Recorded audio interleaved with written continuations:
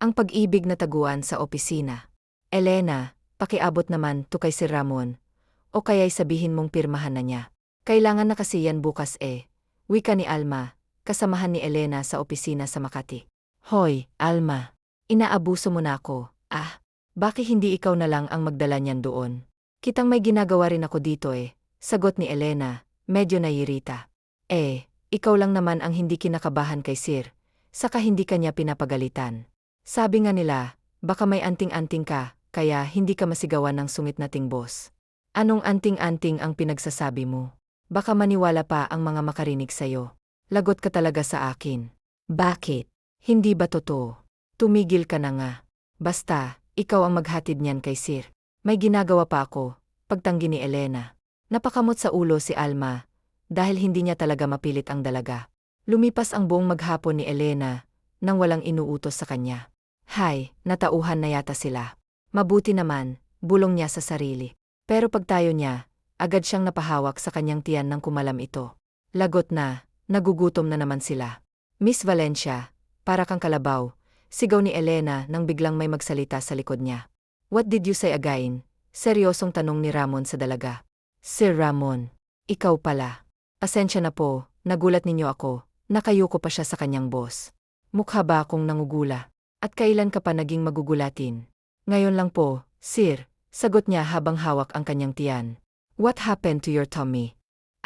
Wala, Sir, nagwawala lang yung mga alaga ko, at pilis siyang ngumiti kay Ramon. Are you hungry? Hindi ka pa ba nagla-lunch? Naku, kumain na ako, Sir. Pero anong magagawa ko kung nagugutom na naman sila? Tukoy niya sa kanyang mga anak sa sinapupunan. Come with me. Po, are you deaf? Ay, grabe ka, Sir. Hindi lang nakarinig, bingi agad. Hindi ba pwedeng naninigurado lang? Sabay dampot niya sa kanyang bag at sumunod sa kanyang boss na nauna nang naglakad. Habang ang mga kasamahan niyang empleyado ay naiinggit na nakatingin sa kanila. Ang swerte talaga ni Elena, no? Palagi siyang napapansin ni Sir, sabi ni Alma habang nakatingin din sa dalawa. Hindi kaya totoo ang hinala natin na kinulam niya si Sir? Ani ni Ani Maris. Che, tumigil nga kayo. Anong kulam ang pinagsasabi niyo? Sadyang malapit lang si Elena kay Sir at nakakayanan niya ang ugali ng sungit nating boss. Pagtatanggol ni Alisa kay Elena. Ang sabihin mo, kakampi ka niya, sagot ni Alma. Napaismid si Alisa nang irapan siya ni Alma.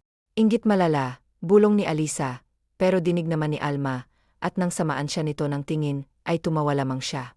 Inggitera talaga, kaloka, naiiling niyang sabi sabay alis na niya at iniwan ang mga kasama niya. Dahil mag-o-overtime sila. Maubos ang oras kapag nakipagdebate pa siya sa kanyang masungit na boss. Alam ko naman nakakain kami. Pero hindi ko alam na sa ganitong klaseng restaurant niya ako dadalhin. Ang mahal kaya rito, at dito pa niya ako dinala. Pagkausap ni Elena sa kanyang sarili. Nasa isang sikat na kainan sa Greenbelt sila. Just order what you want to eat. Ako na ang bahala, wika ni Ramon. Habang nakatingin sa menu, kaagad na kinuha ni Elena ang menu at pinili ang mga gusto niyang kainin. Samantalahin mo na ang pagkakataon habang mabait pa siya, nakangiti niyang sabi sa kanyang sarili. Anong nginingiti-ngiti mo, Elena? Agad na naisara ni Elena ang labi niya nang magsalitang muli si Ramon. Wala po, Sir. Naisip ko lang na ang laki ng babayaran mo kung dadamihan ko ang order ko. Ang mahal pala ng pagkain dito. Umorder ka na. Naghihintay na ang waiter sa order mo. Isa pa, hindi naman ikaw ang magbabayad. Niyang kakain mo ang sungi talaga, sabi niya sa kanyang isip. Sinabi na niya ang gusto niyang pagkain, at kaagad namang isinulat ng waiter. Ilang minuto lang ay dumating na ang order nila. Nagsimula ng kumain si Ramon, gayon din si Elena. Lahat ng inorder niya ay isa-isa niyang tinikman, kaya't napatingin si Ramon sa kanya. Bigla ay nahiya si Elena kay Ramon. Sa tingin kasi nito ay parang sinusuri nito ang kanyang pagiging matakaw. May problema po ba, Sir? May dumi po ba ako sa mukha? Nothing. Finish your food nang maihatid na kita. Naku, Sir. Okay lang po, kahit mag-grab na lang ako. Huwag kang magsalita nang magsalita. Isa pa, ilang ulit ko bang sasabihin sa'yo na huwag mo akong ipo? 35 years old pa lang ako. Kung ikaw ang makakasama ko araw-araw, siguradong bibilis ang pagtanda ko eh. Hindi pa ba tayo araw-araw na magkasama, Sir? Halos doon na nga ako matulog sa opisina mo eh. Pagdadahilan niya. Naiiling na lang si Ramon. Hindi naman siya mahilig makipag-usap sa kanyang mga empleyado. Pero iba ang hatid na saya ni Elena kapag nasa opisina niya ito. Bukod sa maingay ito, marunong din itong magtimpla ng kape at alam ang ayaw at gusto niya. Sir, hindi mo ginalaw yung iba mong in-order. Pwede ko bang ipabalot yan? Sayang naman kasi kung iwan lang natin yan dyan eh. Ang mahal-mahal niyan. Lihim na napangiti si Ramon sa pagiging prangka ng dalaga. Hindi na nagtanong pa si Ramon at kaagad na pinabalot niya sa waiter ang tira nilang ulam at ibinigay kay Elena. Let's go. Mabilis na tumayo si Elena at bitbit ang plastic na may lamang ulam. I'm not your driver, Miss Valencia, kaya dito ka sa front seat umupo. Wika ni Ramon. Bakit ba ganito palagi ang mga mayayaman? Wala naman kaming sinasabi na gagawin naming driver ang nasa front seat. Pero bakit ba big deal sa kanila yun? May sinasabi ka ba, Miss Valencia? Ay, naku, wala, sir. Ang sabi ko nga po sasakay na. Matapos magsuot ng seatbelt, kaagad nang pinaandar ni Ramon ang kanyang sasakyan. Ilang minuto lang ay nakarating na sila sa apartment ni Elena sa Pasay. At hindi pa man nakakababa si Elena, may mga bata nang nagsilapitan sa sasakyan. Masayang sinalubong ni Elena ang mga bata at ibinigay dito ang dala niyang plastic. Oh, masarap ang mga iyan. Hati-hatiin ninyo yan, ha? Salamat, Elena. Ang bait mo po talaga, wika ni Rebecca. At ang mabait ay mas i-bless pa ni Lord. Sabay-sabay na sabi ng mga bata, kaya't napangiti si Elena nang yakapin ang mga ito. Oh, sige na, alis na nang makakain na kayo.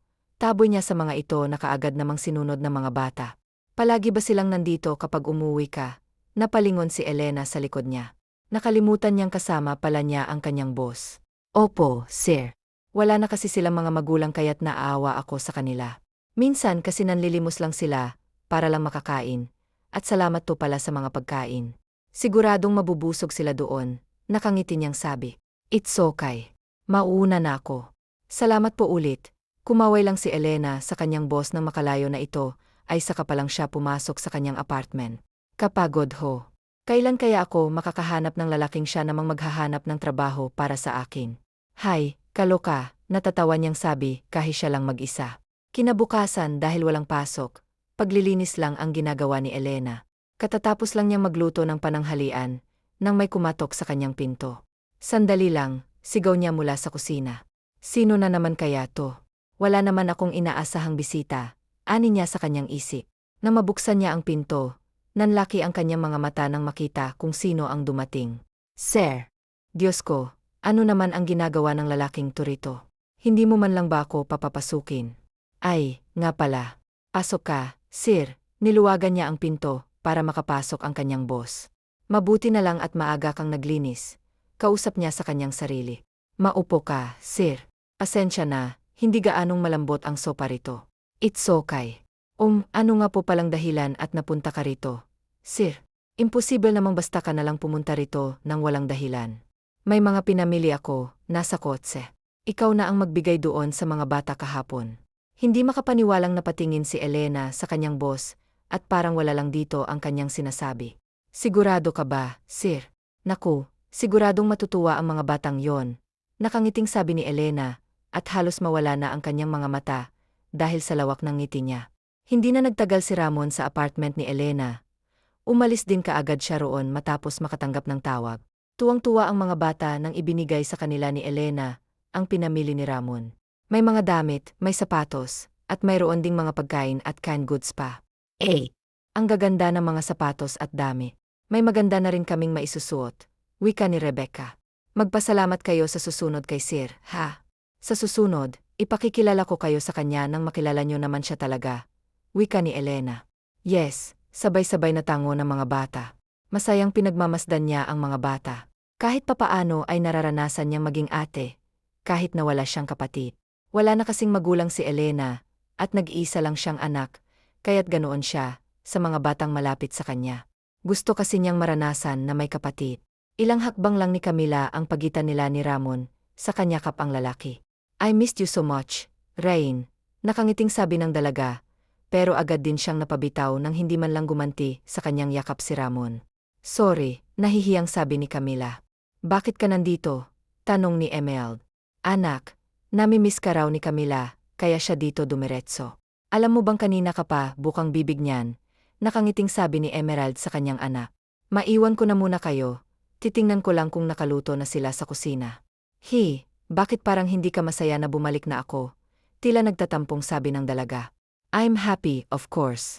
Para namang tumalon ang puso ni Camila dahil sa sinabi ng binata. Marami pang napag-usapan ang dalawa hanggang sa tawagin din sila ng katulong para kumain na. Na-miss ko na ang lutong Pinoy. Sa States kasi hindi ganito ang mga pagkain doon, kaya habang nandito ako gusto kong kainin ang mga pagkain na nami-miss ko sa States. Alam kong na-miss mo ang pagkain sa Pinas, kaya ko pinaluto ang mga paborito mo. Nakangiting sabi ng ginang habang si Ramon, tahimik lang na nakikinig sa dalawa. Anak, bakit hindi mo samahan na masyal si Camila? Para makapagbonding naman kayong dalawa. Alam kong pareho niyong na-miss ang isa't isa. Nga naman, Ryan, matagal akong nawala sa Pilipinas, kaya na-miss ko na rin ang mamasyal. Hindi ka ba pagod? Alam kong may jetlag ka pa kaya sa susunod na lang natin gawin yon. Magpahinga ka na lang muna. Marami pa namang araw na magiging bakante ako. Hindi, okay lang. Don't worry, alam mo naman ako, pagdating pagpag-usapan nawawala lahat ng pagod ko. Nakangiting sabi ng dalaga kaya walang nagawa si Ramon, kundi ang samahan ang dalaga mamasyal. Alam nyo na bang balita? Kahapon daw kasama ni si Ramon ang kanyang fiance. Ani Alma sa mga kasamahan niya na siyang bumungad kay Elena. Elena, alam mo na ba yung balita? Anong balita? Bago ba yan? Wala sa sariling sabi ng dalaga habang inaayos ang mga gamit niya sa kanyang mesa. Hindi mo alam na ano, may kailangan ba akong malaman? Tanong niya rito, pero ang tingin niya wala pa rin kay Alma. Dumating na raw yung fiance ni Sir Ramon. Kahapon lang talaga. Oh, ano namang gagawin natin kung andyan ang fiance niya? Binata naman siya. Hindi ka ba affected? Takang tanong ni Alma kaya't napataas ang isang kilay ni Elena. Bakit naman ako magiging affected buhay naman niya yan. Isa pa boss natin yan kaya't dapat masaya tayo para sa kanya. Sagot nito kay Alma. Oo, anong expect mo na masasaktan si Elena? Yan kasi yung sinasabi ko Kahit walang ginagawa yung tao ginagawan mo ng istorya, kaya iyan napahiya ka. Buti nga sa'yo ni Rebecca. Napairap si Alma bago tinalikuran ang mga kasama niya at bumalik na sa kanyang trabaho. Masayang nakakapit si Camila sa braso ng kanyang kaibigan. Hindi naman umalma si Ramon, dahil wala namang kahulugan. Yon isa pa, ay magkaibigan lang naman silang dalawa. Binati ng mga empleyado ang kanilang boss nang makita nila ito. Tumango lang din si Ramon bilang tugon sa kanila. Totoo nga ang ganda ng fiance ni Sir. Ano, bulungan ng mga empleyado. Humanga rin si Elena sa taglay na ganda ng babae. Elena, pinapatawag ka ni Sir sa loob, balita ng isang babae. Eto na naman tayo. Gusto siguro nilang saksihan ko kung gaano ka-sweet ang dalawa, sabi sa kanyang isip. Mabilis na tumayo si Elena at naglakad papunta sa opisina ng kanyang boss. Pero ganun na lang ang gulat niya nang makita ang ganap sa loob. What the heck? Mabilis na tinakpan ni Sara ang mga mata niya nang makitang dalawang tao na naghahalikan sa loob. Sabi ko na nga ba, at gusto lang nila akong ipahiya. Sa hindi niya alam kung anong gagawin, mabilis na kumalas si Camila kay Ramon at parang papatayin na niya si Elena sa sama ng tingin niya rito. Hindi ka ba tinuruan ng mabuting asal at basta ka nalang pumapasok sa opisina ng iyong boss nang hindi kumakatok? Galit na sabi ni Camila. Hindi lang kasi siya nabitin sa halikan nila ni Ramon. Galit din siya dahil hindi natuloy ang kanyang plano kung hindi dahil kay Elena. I'm sorry po, ma'am. Pinatatawag po kasi ako ni Sir. Sumusunod lang po ako sa utos. Nahihiyang sabi ni Elena at nagyuko ng ulo. At sino ka para basta nalang pumasok dito nang hindi kumakatok? Kung ako ang naging boss mo, matagal na kitang tinanggal. Galit na sabi ni Camila. Stop it, Camila. Totoo ang sinabi niya na pinatatawag ko siya. Sa susunod, kumatok muna bago ka pumasok, sabi ni Ramon kay Elena. Nahihiya namang tumango si Elena sa kanyang boss. Ano po palang ipag-utos nyo? Sir, get in and make me a coffee, sabi ni Ramon. Nang dahil lang sa kape, kaya mo siya pinapunta rito. Bakit hindi mo na lang sinabi sa akin na gusto mo pala ng kape? Ako na lang sanang gumawa para sa'yo, ani Camila. You're not MYEA, Camila. Bliyay her, iye ko rin ba siya?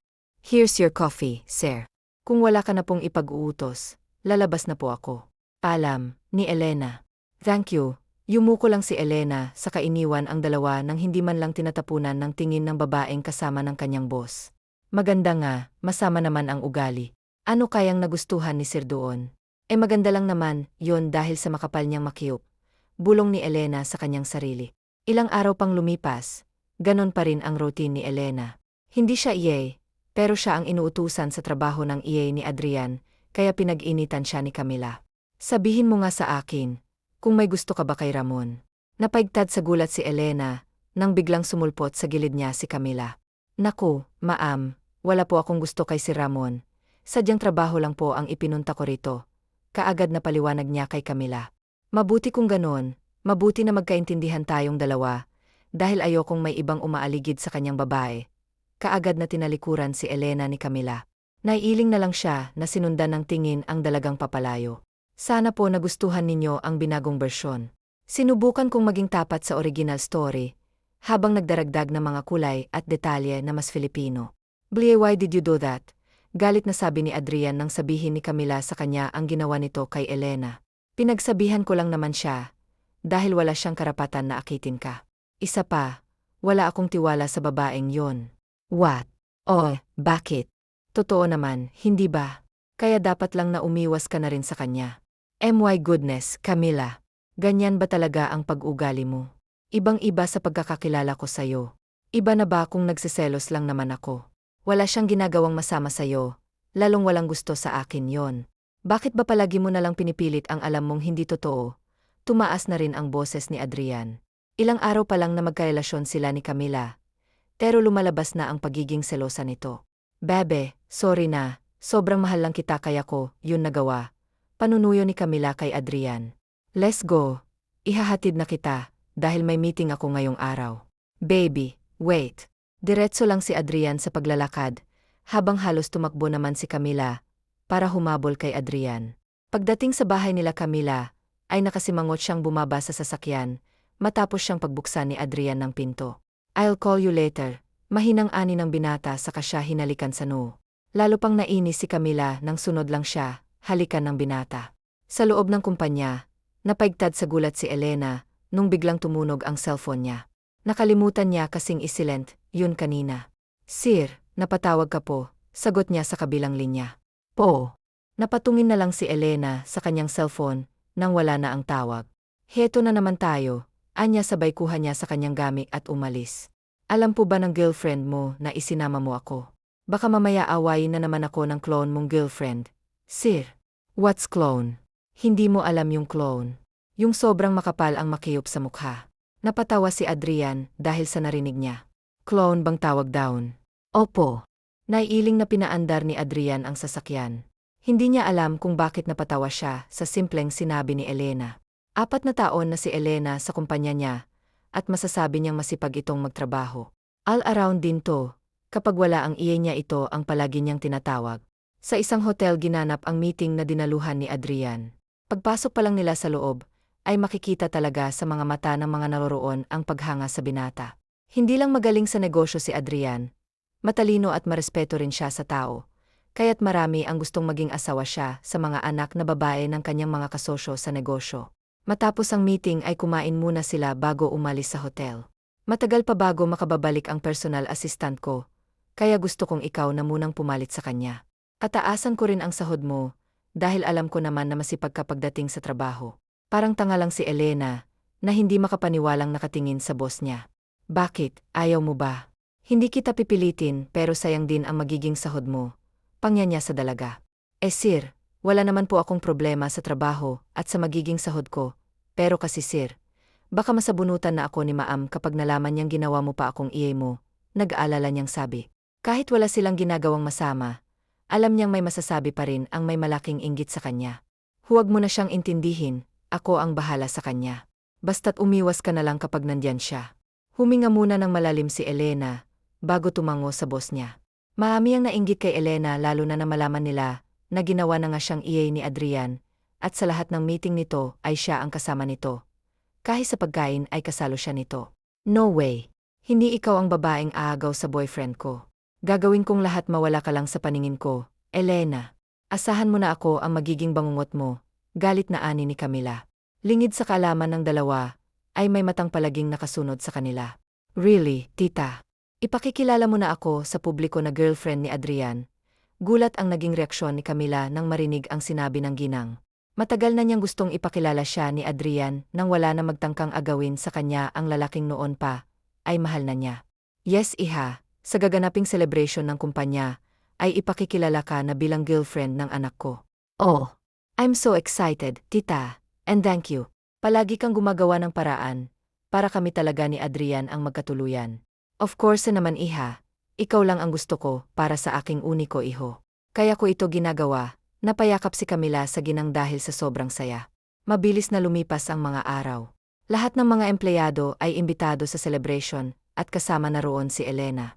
Nakailang lakad na si Elena, pero hindi pa rin siya nakapag-isip kung pupunta ba siya o hindi. Pwede naman siyang tumanggi, pero tiyak na hahanapin siya ni Adrian. Hoy, Gaga, asan ka na? Kanina pa kami nandito sa venue eh, ba't wala ka pa? Nailayo ni Elena ang cellphone sa tenga niya dahil sa tinis ng boses ni Rebecca sa kabilang linya.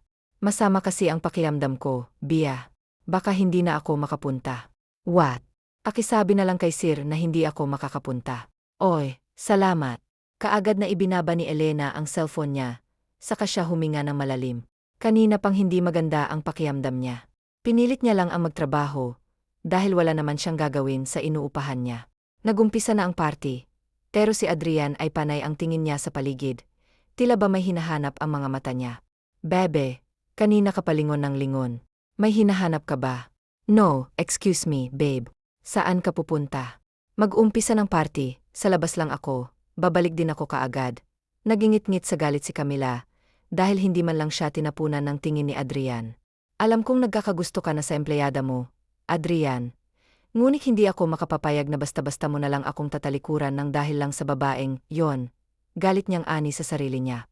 12 na ng gabi nang magising si Elena, sa mahihinang katok mula sa labas ng pinto. Kinusot-kusot pa niya ang kaniyang mga mata, para makita niya na malinaw ang dinadaanan niya. Mainis at masakit ang katawan niya, pero pinilit niyang bumangon, dahil hindi pa rin humihinto ang kumakatok sa pinto. Sino yan? Tawag niya mula sa loob.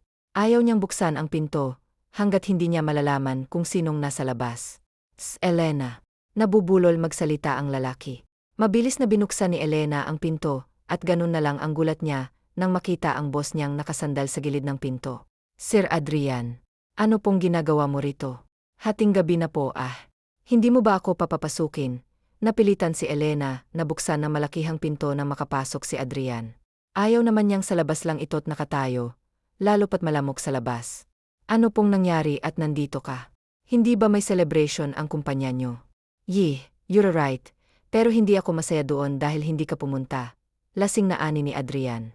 Pasensya ka na, sir, pero masama kasi ang pakiramdam ko, kaya't hindi ako nakapunta. Paliwanag niya sa binata. Ay, kabayo, gulat na ani ni Elena na muntik na matumba si Adrian. Diyos ko naman. Ano bang nakain ng taong ito at dito pumunta sa ganitong oras ng gabi? Problemadong ani ni Elena. Masakit ang katawan niya at mukhang madaragdagan pa yon. Inakay niya ang lasing na binata papunta sa sofa at doon ito pinahiga. I missed you, I love you, lasing na sabi ni Adrian. Sobrang mahal mo talaga siya no? At ang swerte niya, dahil minahal mo siya ng sobra. Masaya ako para sayo, mahina niyang ani habang pinadausdos niya ang daliri niya sa ilong ng binata. Napatitig pa siya sa mukha nito at huminto, yun sa labi ng binata. Para kasi itong palaging nakalipastik. Dahil mapupula ang labi nito. Bago pa siya matukso, para halikan ang labi ng binata ay tatayo na sana siya. Pero ganun na lang ang gulat niya nang hawakan ni Adrian ang kamay niya. Don't leave me, please. I need you, paus na sabi nito. Hindi nakagalaw si Elena nang hatakin siya ni Adrian, dahilan para magtama ang kanilang mga labi. Sir, maliho ito. May girlfriend ka na kaya't hindi mo to dapat ginagawa. Pilit na inilayo ni Elena ang sarili niya sa binata, pero hindi siya nito pinakawalan. Masakit ang katawan ni Elena, pero hindi niya alam kung bakit parang biglang nag-iba ang pakiramdam niya, lalo pa na masuyong halik ang iginawad ni Adrian sa kanya. Napaungol si Elena na maglakbay sa katawan niya ang kamay ng binata. Nadadarang na siya sa kakaibang pakiramdam na hatid ni Adrian sa kanya. Gustong tumutol ng isip ni Elena, pero sumesang-ayon ang katawan niya. Dahil hindi ito sumang-ayon sa gusto niya, at gustong-gusto niya ang ginawa ng binata sa kanyang katawan. Tuluyan nang bumigay si Elena kay Adrian at tuluyan na niyang naibigay dito ang matagal na niyang iniingat-ingatan. Matapos ang nangyari sa kanilang dalawa, ay kaagad na nakatulog si Adrian, habang tahimik naman na pinagmamasdan ni Elena ang binatang natutulog. Hindi ko pagsisisihan na ibinigay ko sa iyo ang katawan ko, Dahil kasalanan ko rin naman kung bakit may nangyari sa ating dalawa, at sana hindi mo na tumaalala pa. Mahinang anya bago kinumutan ang binata. Kinabukasan pagkagising ni Adrian, masakit ang ulo niya at ramdam niya ang pangangalay ng kanyang katawan. Nang magmula siya ng mata, nagtataka siya dahil wala siya sa kanyang kwarto. Good morning po, sir. Nakaready na po ang mainit na sabaw para mawala po ang hangover mo. Pasensya ka na pala ha, maliit lang itong kama na tinulugan mo. Hindi agad nakasagot si Adrian sa sinabi ng iye niya. Pilit niyang inaalala kung papaano siyang napunta roon, pero wala siyang matandaan. Lasing ka po, sir, na pumunta rito kaya siguro wala ka na maalala. Inunahan na ni Elena ang boss niya, para hindi na ito mag-isip pa. I'm sorry, naabala patuloy kita. Okay lang po, sir. Sige po, kain ka na po. Napasunod si Adrian kay Elena na mauna na itong lumabas ng kwarto, kung saan siya natulog. Maraming salamat sa masarap na agahan ha. Walang anumang man po sir. Nanatiling normal ang aura ni Elena, at hindi pinahalatang may mga ginawa silang hindi maganda kagabi. Matapos kumain ay nagpaalam na si Adrian, dahil tiyak niyang hinahanap na siya ngayon ng kanyang ina. Mabuti naman at naisipan mo pang umuwi. Saan ka ba galing? Sinyong kasama mo? Paano mo nagawang iwan si Camila sa gitna ng party? Nasisiraan ka na ba? She's your girlfriend, Adrian, and soon to be wife, pero nagawa mo siyang ipahiya sa mga bisita natin kagabi. Galit na ani ni Emerald sa anak niya. Sa kondo ako natulog, ma'am. Maiksi niyang ang sagot sa galit niyang ina. Sa kondo mo? Sa bahay ng ibang babae. What? Sabihin mo nga sa akin ng totoo, Adrian. Hindi ako makapapayag na ipagpalit mo lang si Camila sa ibang babae. Wala akong ibang gustong maging manugang kung hindi siya lang. May diing sabi ni Emerald. Stop this nonsense, ma'am. Adrian, kailan ka pa nawalan ng galang sa akin? Yan ba ang itinuturo sa'yo ng babaeng yon? Sigaw niya sa anak ng talikuran siya nito. Pero hindi na nakinig pa si Adrian sa kanyang ina. Diretso lang siya sa kanyang kwarto at dumiretso siya sa banyo. Pakiamdam niya kasi ang lagkit-lagagkit niya.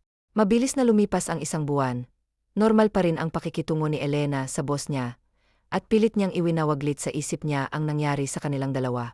Habang nag-uusap si Adrian at Elena sa kanyang opisina, ay bigla na lang sumugod doon si Camila na galit na galit. How dare you to flirt with MY Fine? Galit na galit ni ani ni Camila. Hindi na paghandaan ni Elena ang pagsugod ng dalaga sa kanya, kaya't napasigaw na lang siya nang hablutin ni Camila ang buhok niya. Camila, parang napapasong binitawan ni Camila ang buhok ni Elena nang dumagundong ang boses ni Adrian sa loob ng kanyang opisina. Sorry kaagad na hingi niya ng tawad na makita kung anong nasa harapan ng dalawa. Hindi ko alam akala ko inaakyat ka niya, kaya ko siya stop it. Camila, agad na naitik ni Camila ang bibig niya nang sigawan siya ni Rainier. You okay? Are you hurt? Nag-alalang anim ni Rainier kay Elena. Okay lang po ako sir, pwede na po ba akong umuwi? Tapos na rin naman po tayo Tukoy ni Elena sa tiyanek nilang mga dokumento. Ihahatid na kita, kaagad na presenta ni Rainier. At ikaw, maiwan ka rito at mag-uusap pa tayo. Napalunok sa sariling laway si Camila nang makita ang galit na titig sa kanya ng kanyang nobyo. Hinayaan na lang muna ni Rainier si Elena sa likod na doon ito umupo. Naninibago siya sa ikinikilos ng assistant niya. Ilang araw nang ganon si Elena, at kung wala siyang ipapagawa, ay hindi niya ito nakakausap. Salamat po, sir. Hindi na hinintay pa ni Sarang bumaba si Adrian at pagbuksan pa siya. Siya na mismo ang nagbukas sa pinto, habang diretso lang itong naglakad papasok sa kanyang inuupahan. Pagbalik ni Rainier sa kanyang opisina, ay kaagad na kinausap niya si Camila. Bebe, maniwala ka sa akin. Nadala lang ako ng selos ko sa kanya, kaya ko yun nagawa. Alam mo naman na may importante sana akong lakad ngayon Tapos pagpunta ko rito, yun kaagad ang naabutan ko. Naiiyak na anya. I'm sorry, Camila, but I want to end this. Walang patutunguhan ang relasyon natin lalo na't hanggang ngayon, hindi pa rin kita natututang mahalin. Diretso niyang sabi sa dalaga. Rain, no. Huwag mo namang gawin sa akin to. Mahal na mahal kita, Adrian. Promise, hindi na ako magseselos. I promise na hindi na ako gagawa ng isang bagay na ikagagalit mo. Basta huwag mo lang akong iwanan. Please, tumulo ang mga luha ni Camila, dahil sa sobrang sakit. Alam mo sa sarili mo noon pa, hindi kita mahal pero pinagbigyan kita.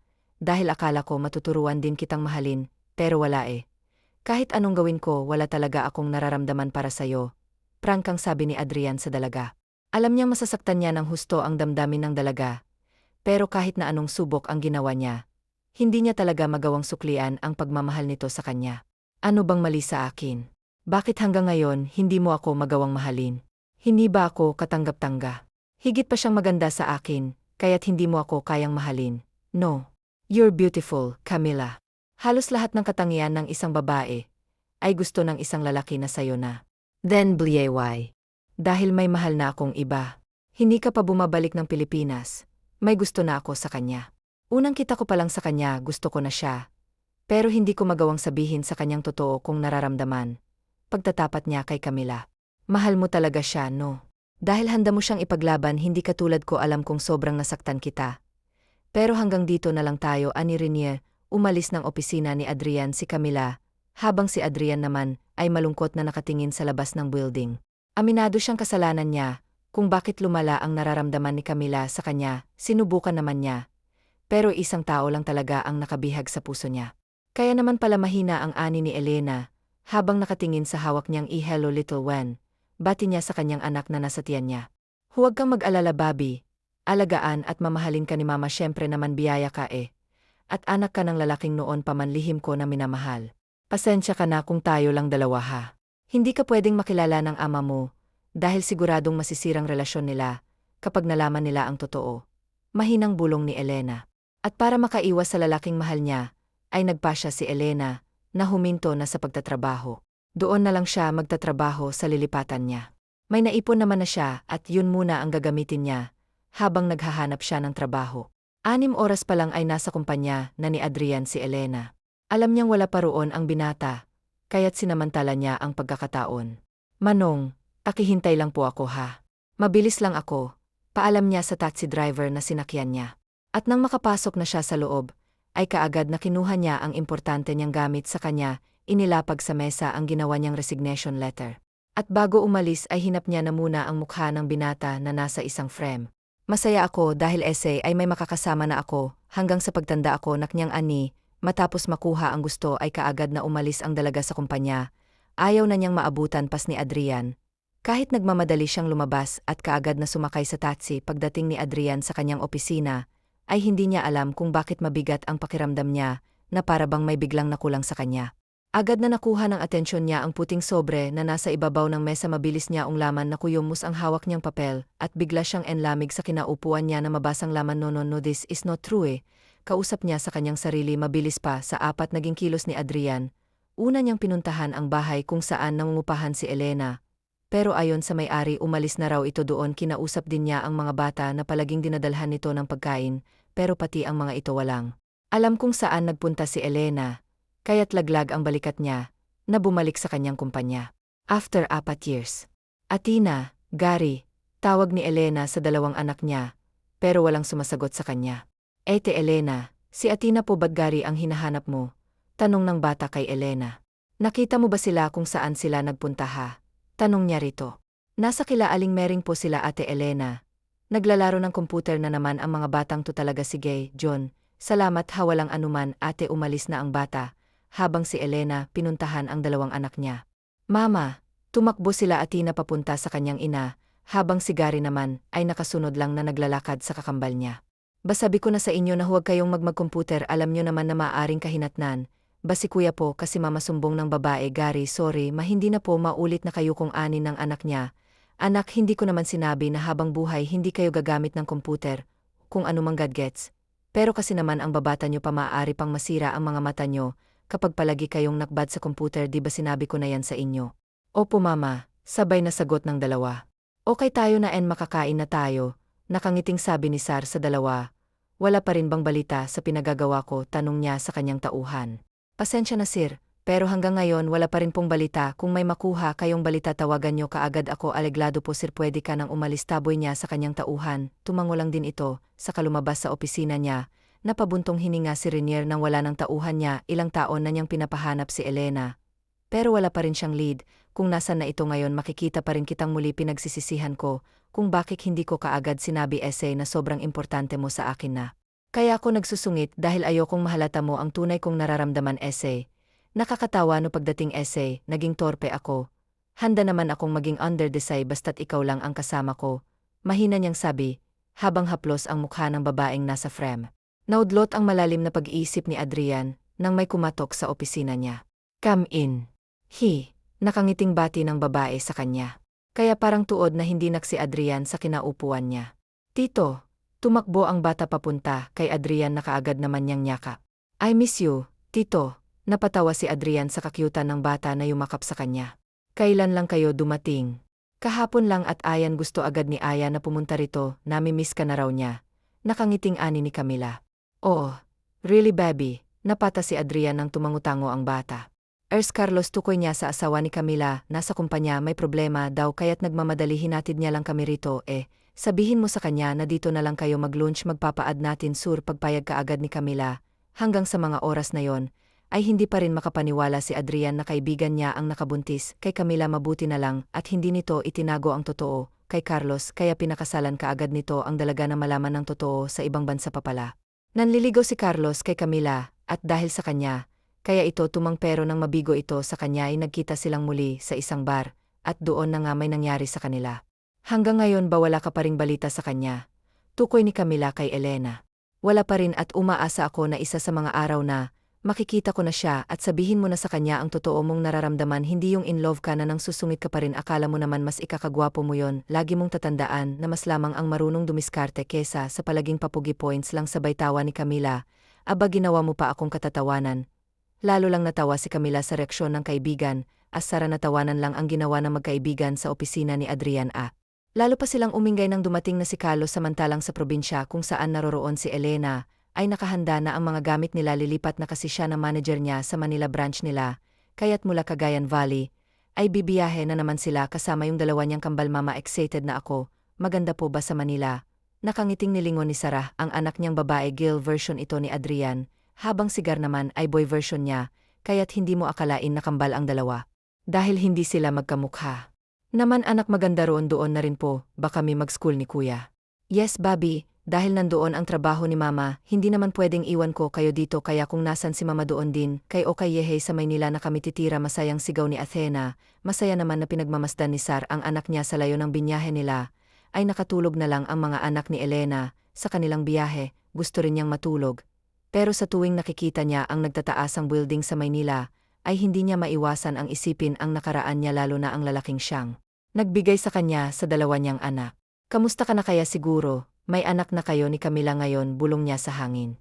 Ma'am Sar nandito na po tayo sa tutuluyan ninyong bahay balita ng driver nila sa lalim ng iniisip niya, ay hindi niya na namalayan na huminto na pala sila manong pakidala na lang po ang mga gamit namin sa loob batulong na lang din po ako sa pagbubuhat kay Gary. O sige po, ma'am ang nagdala kay Gary si Elena naman kay Athena matapos mailagay ang lahat ng gamit nila sa loob ay nagpaalam din kaagad ang driver na alis na kumpleto ang lahat ng gamit sa bahay na tinutuluyan nila hindi gaanong kalakihan, pero sapat na sa kanya yon meron ding laman ng ref na para bang pinaghandaan talaga ang pagtira nila roon matapos niyang maghanda ng pagkain nila, ay sa kanya ginising ang dalawa niyang anak.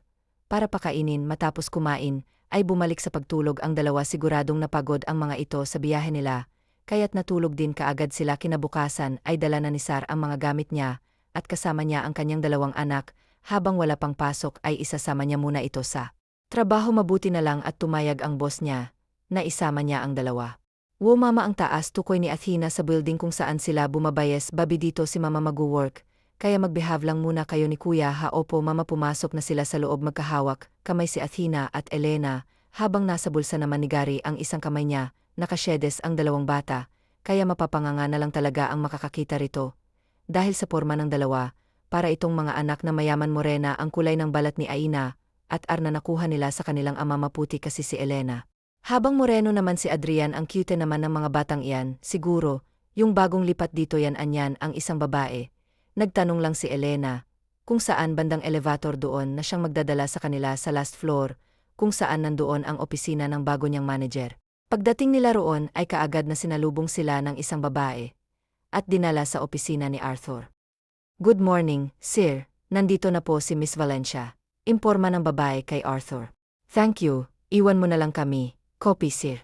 Kaagad na umalis ang babae, habang pinaupo naman ni Arthur ang dalaga kasama ang mga anak nito. Sinabi na siguro ni Andres sa'yo ang magiging trabaho mo rito. Opo, sir, magalang na ani ni Elena.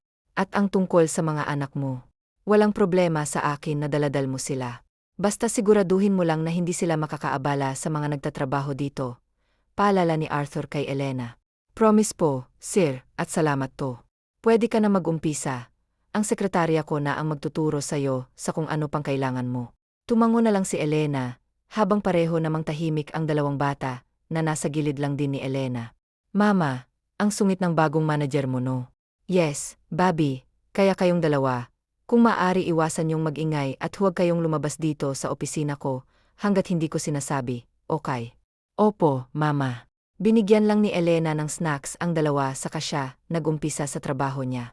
Pagsapit ng tanghali ay sabay ulit kumain ng tatlo. Pero dahil gusto ni Athena ng juice, ay napilitan siyang lumabas ng opisina kasama ang dalawa. Wala pa namang office hours, kaya't nagawa pa nilang lumabas ng building. Alam naman niyang may sariling kantin ang kumpanya. Pero pag si Athena talagang may gusto, hindi talaga makakaya si Elena dito. Pabalik na sila sa kumpanya nang may nakabanggang bata si Gary. Aray! Reklamo ni Gary na mabangga at matapakan ang paa niya. I'm sorry, hindi ko sinasadya, hinging tawad ng bata kay Gary. Next time, tumingin ka sa dinaraanan mo ha. Paano kung may bato pala diyan sa nilalakaran mo? Di bukol pa ang abutin mo, masungit na ani ng bata sa nakabangga sa kanya. Bobby, humingi na siya ng tawad, huwag mo naman siyang pagalitan, saw kaagad ni Elena sa anak niya. Nga kuya, ang ganda kaya niya. Okay ka lang? Tanong ni Athena habang nakahawak sa kamay ng isang bata. I'm okay, thank you. Asan pala ang mama mo, Bobby? Bakit ikaw lang mag-isa rito? Tanong ni Elena. Ay Diyos ko, ikaw talagang bata ka. Bakit ka naman tumakbo? Paano na lang kung nadapa ka? Nag-alalang anya ni Camila. Hindi nakagalaw si Elena sa kinatatayuan niya na masilayan na mukha ng babae. Nang mag-angat ng tingin si Camila, ay nanlaki rin ang mga mata nito na nakatitig kay Elena. Elena, is that you?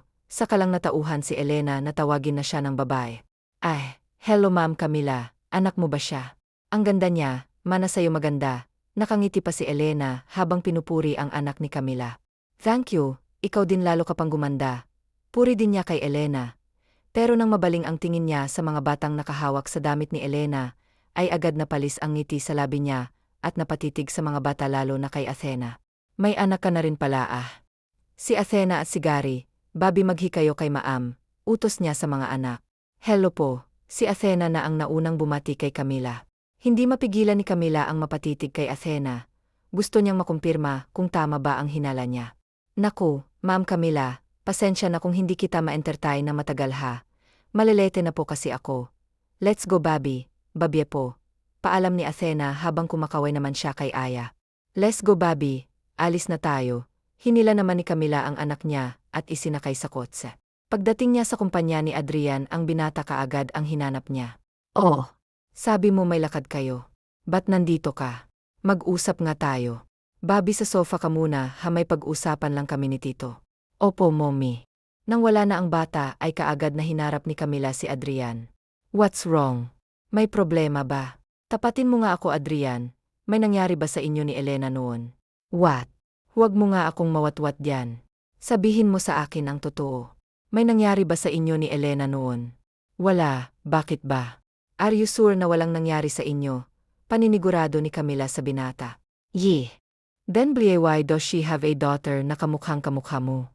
Hindi ako pwedeng magkamali, that kid really looks like you girl version mo ang batang yon.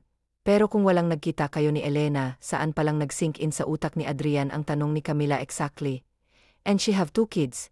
Pero kung hindi mo yun anak papaanong my goodness possible rin na magkaanak siya ng kamukha mo kung walang nangyari sa inyo naguguluhang ani ni Camila. Sandaling napaisi si Adrian kung saan niya nakasama si Elena. No, it's impossible. Pilit niyang inaalala kung meron nga ba, pero sadyang wala siyang maalala. Ang tanging natatandaan niya lang ay umalis siya noon sa celebration party.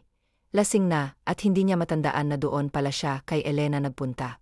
Ano may naalala ka na ba imposibleng may nangyari sa amin?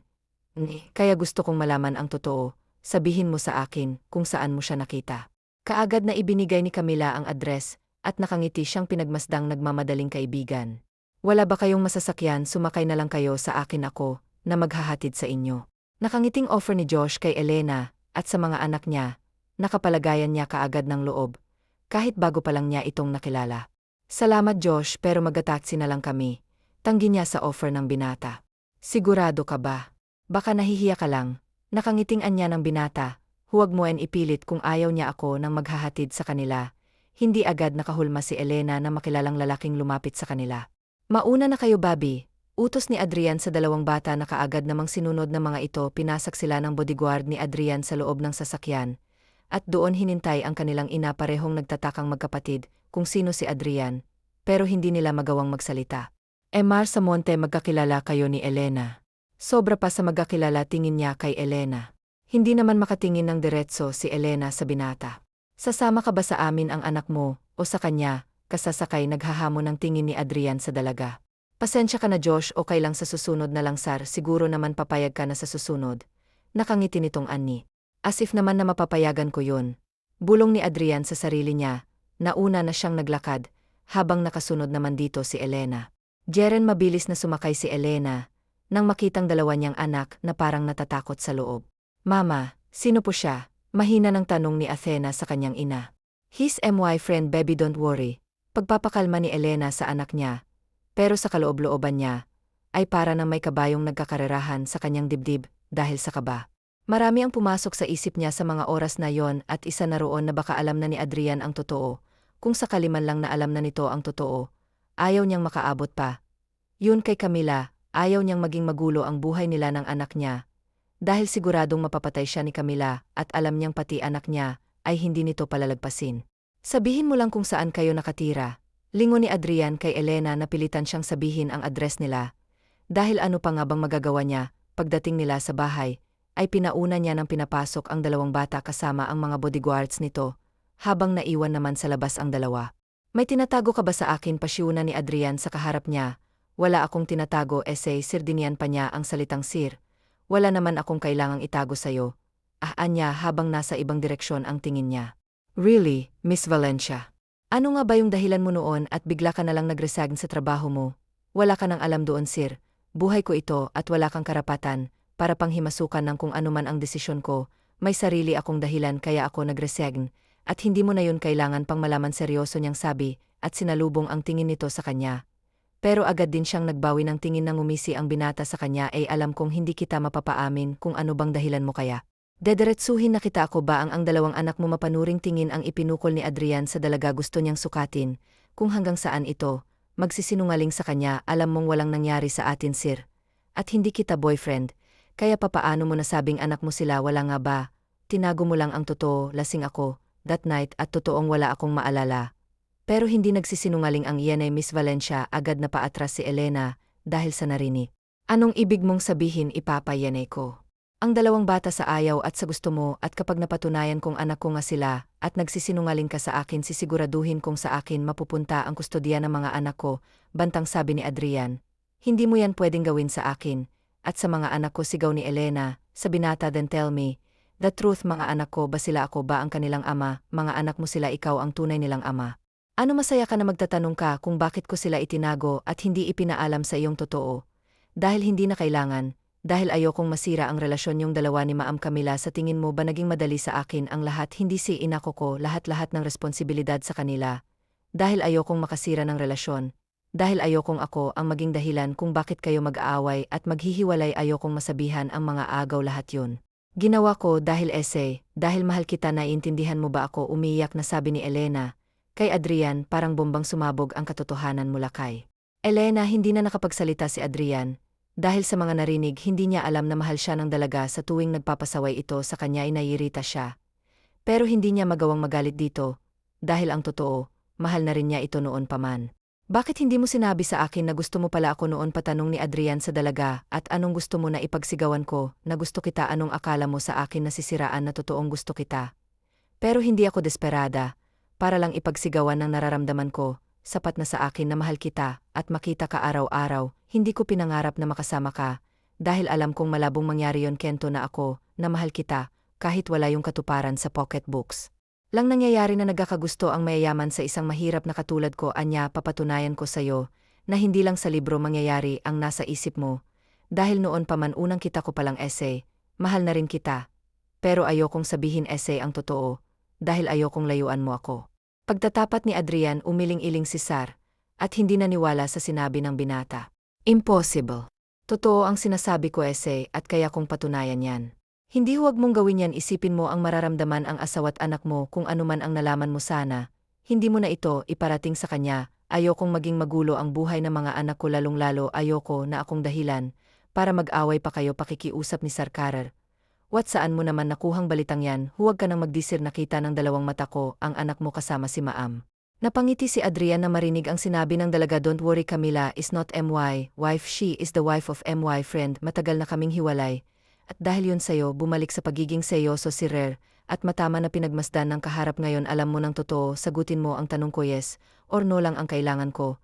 Handa ka bang magpakasal sa akin, ano yes or no? Yes, namamanang lalaki ang mga mata ni Elena, na napalingon sa likuran niya nandoon ang dalawa niyang anak, at parang kanina pa roon ang dalawa sa yes na mamasigaw ulit ni Athena, kaya't napabuntong hininga si Elena. May choice pa ba ako no? Sabay ay nasabi ng mga anak niya, kaya't napatawa si Adrian. Kung iyan ang gusto nyo, ano pa bang magagawa ko? Masayang nyakap ni Adrian ang dalaga, at sa harap ng mga anak nila, ay ginawaran niya ng isang matamis at puno ng pagmamahal na halik si Elena. Masaya ang kambal at nakilala na rin nila sa wakas ang kanilang ama, ganun din naman si Elena, masaya siya na mahal din pala siya ni Adrian. Ang buong akala niya, ay hanggang panaginip na lang niyang mayayakap at makakasama ang binata. Matapos may balita sa kanyang ina na may anak na si Riner, ay halos himatayin si Emerald sa ibang bansa. Dahil sa nalaman tulad ng anak niya, ay hindi pa rin siya makapaniwalang may apo na siya, at kambal pa akala niya ay hindi na magkakaanak pa ang anak niya. Matapos ang hiwalayan nila ni Camila, kaagad na lumipad ng Pilipinas si Emerald, para makilala ang mga niya, at para makausap na rin ang magiging manugang yat ang kanyang ana. Oh my goodness, na ba sila? Ikaw po pala ang lola namin, ang ganda-ganda mo po, lola po ni Athena sa kanyang lola.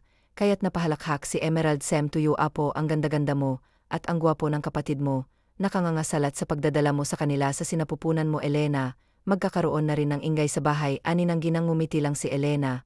Habang nakayakap sa fans niya, ipapasyal ko muna ang mga apo ko, ha, at maiwan ko kayong dalawa dito sa bahay, gumawa pa kayo ng isa o dalawa. Para naman lumaki pa ang angka natin. Nakangiting aninang ginang na siyang ikinapula ni Elena, habang si Adrian ay paparang napunit naman ng labi sa kakangiti niya kay Elena. Hoy, anong klaseng tingin yan? Nagbibiro lang naman si Mommy, nag-aalalang sabi ni Elena. Para namang walang narinig si Adrian, at kaagad na sinakop ng labi niya ang labi ng dalaga. Pinaghahampas pa siya ni Elena sa dibdib. Pero hindi niya ito hinayaan na makawala sa kanya, kaya saka makaagad ang bagsak nila. Wala pang isang buwan ay kaagad na naidaos hangkas ng dalawa. Masaya naman na binati ni Camila ang mag-asawa, kasama na roon ang asawa niya. Congratulations dude, akalain mo yun isang shoot lang nakadalawa ka na kaagad. Abay, tinala mo pa ako. Nakangiting ani ni Carlos, kaagad naman siyang hinampas ni Camila sa balikat na ikinatawa niya. Pasensya ka na sa nagawa ko essay noon, Elena, hanadala lang talaga ako sa emosyon ko sa mga oras na yon. Hinging paumanhin ni Camila kay Elena, nakaraan na yon, kalimutan na lang natin yon, maging masaya na lang tayo sa kung anong meron tayo ngayon, kaya mahal na mahal ka ni Rear. Dahil mapagpakumbaba ka friends na kahit papaano nabawasan ang guilt niya, at gumaan na ang pakiamdam niya, at okay na sila ni Elena. Sabi ko essay, ikaw ang destiny ko, Yem, may sinabi ka ba sa akin akang destiny mo? Bakit? Naman wala akong maalala, natatawang ani ni Elena. Gusto mo bang ipaalala ko sa'yo? Nakangisiring sabi ni Adrian. Kahit huwag na okay na ako, natatawayang anya. Hindi naman pwede yon, kailangan maalala mo yon, natatawang ani ni Adrian, sabay dagan niya sa katawan ng kanyang asawa. Nasa bakasyon silang dalawa, habang naiwan naman sa pangangalaga ng ina ni Adrian ang dalawang bata. Minsan sa buhay ng tao, kung ano pa yung hindi mo inaasahan ay siya pang darating, at kung ano pa yung hindi mo hinihiling ay siya pang ibinibigay sa'yo, tulad ni Elena. Kahit nawala na siyang magulang ay dumating naman ang kailanman, ay hindi niya hiniling dahil para sa kanya kontiento na siya kung anong nasa kanya wakas. Ang lihim ni Liwayway sa Hacienda Esperanza. Mahalimuyak ang amoy ng sampagita at dama de noche, habang dumadampi ang malamig na hangin sa noo ni Liwayway. Bahagya siyang hinihingal dahil sa pagod. Kasalukuyan siyang naglilinis ng kulungan ng mga kalabaw sa Hacienda Esperanza. Kailangan niyang madaliin ito, dahil kailangan pa niyang tumulong sa paghahanda ng hapunan sa bahay-bahay. Salamat naman, malapit na rin ako. Bulong niya at hinaplos ang likod ng paborito niyang kalabaw, si Bantay. Hindi pangkaraniwan ang buhay ni Liwayway. Hindi siya laki sa layaw at hira. Sa katunayan, anak siya ni Don Mariano, ang nagmamay-ari ng malawak na Hacienda Esperanza sa San Fernando, Pampanga. Hindi tulad ng kanyang nakababatang kapatid na si Gracia. Mas gusto ni Liwayway na makasama ang mga hayop sa hacienda, kaysa sumama sa mga kasayahan sa bayan. Inde, di ka pa ba uwi? Gabing-gabi na, narinig niya ang tinig ng kanilang kasambahay na si Aling Ising. Lumingon siya at nakita ang matandang mayordoma na nag-aalala. Ay, opo Aling Ising. Liligpitin ko lang po itong mga gamit, sagot niya.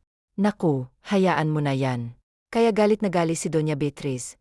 Dahil, di ka raw kumikilos gaya ng mga dalagang mayaman. Panener mo nito. Napangiti siya ng palihim. Sa kabila ng kalakihan ng hasyenda, si Aling Ising lamang ang nagmamalasakit sa kanya. Masaya siyang nakikinig sa mga payo nito. Opo, opo. Tara na po, nakangiting pag-aaya niya sa matanda pabalik sa bahay-bahay. Tulad ng inaasahan, malamig na titig ang sumalubong sa kanya nang makita ang kanyang madrasta na si Doña Beatriz sa sala. Matagal nang namaalam ang kanyang tunay na ina. Ang pumalit ay ang pangalawang asawa ng kanyang ama. Liwayway, andyan ka na pala. May pasalubong ako sa iyo galing Bacolor. Masiglang bati ng kanyang kapatid na si Gracia nang makita siya sa hagdan. Papasok na sana siya sa kwarto niya para magbihis bago tumulong sa paghahanda ng hapunan. Yumakap pa si Gracia sa kanya, kaya bahagya niya itong tinula. Gracia, huwag ka munang yumakap.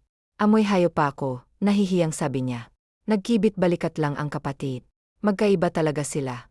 Mabait na kapatid si Gracia, dahil abala ang kanyang ama sa negosyo at sa pagpapalakad ng hasyenda.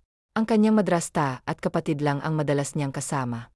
Isang gabi, nagulat silang lahat sa pagdating ng kanyang ama na may dalang balita.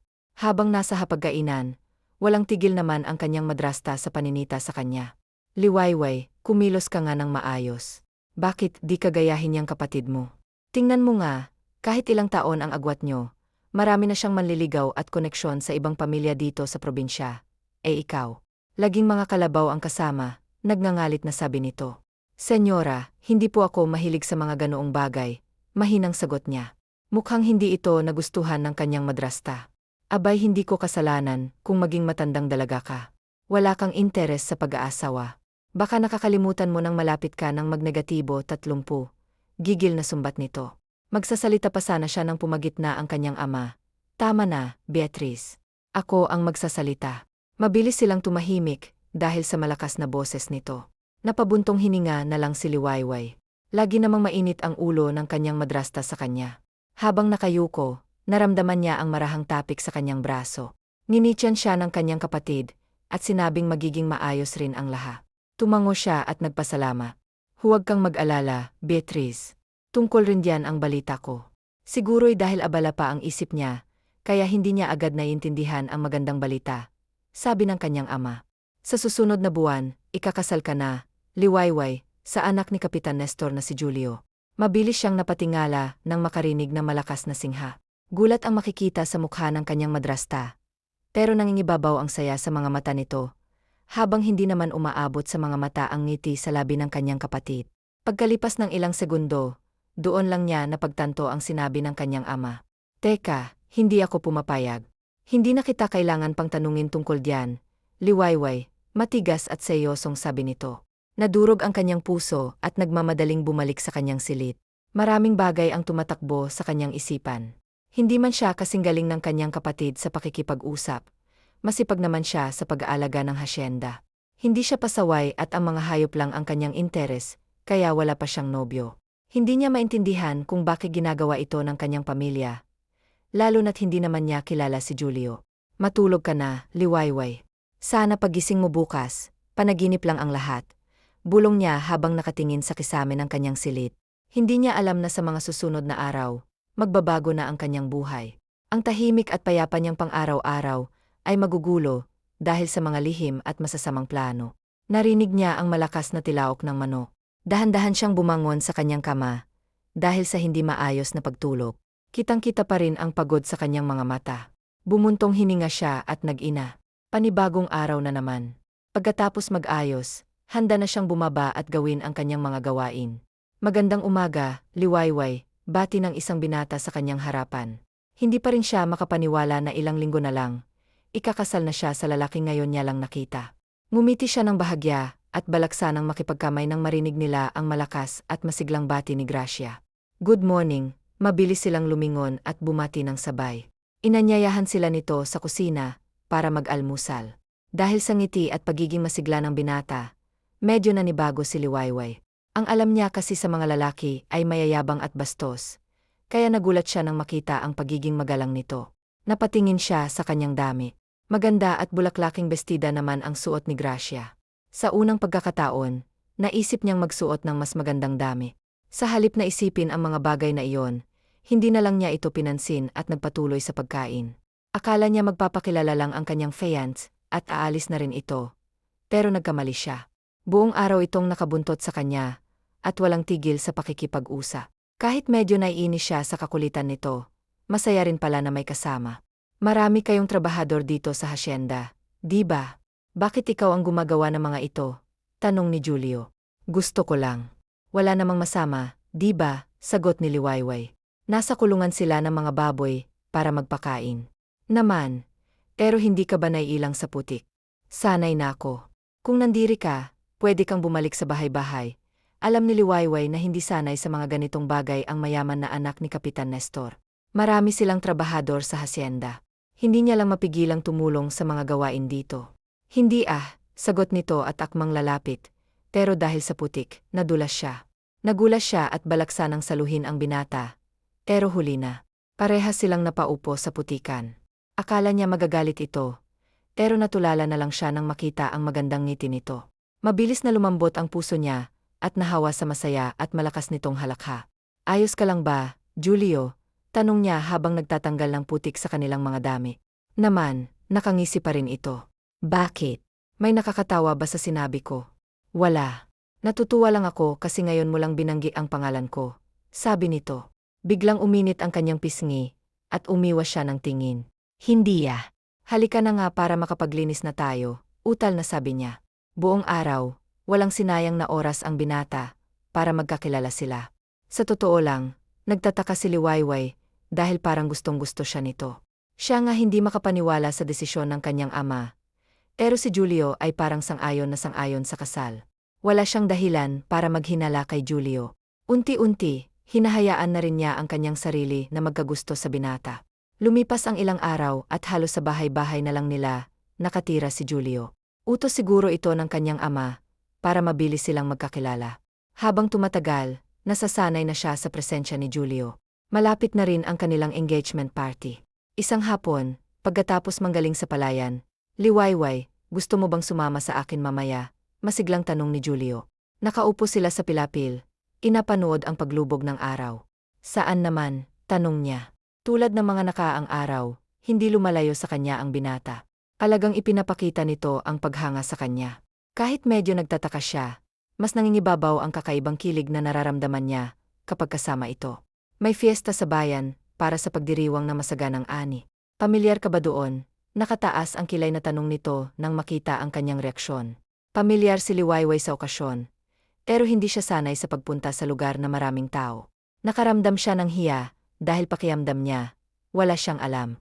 Mula pagkabata, mas gusto niyang mag-isa kaysa makisalamuha sa ibang tao. Naisip niya na sa halos 30 taon niyang pamumuhay sa hasyenda. Ngayon lang siya nakaisip na lumabas at subukan ang mga bagay na hindi pa niya nagawa, at dahil yon kay Julio. Okay lang, huwag kang mag-alala. Ako ang bahala sa'yo. Sisiguraduhin kung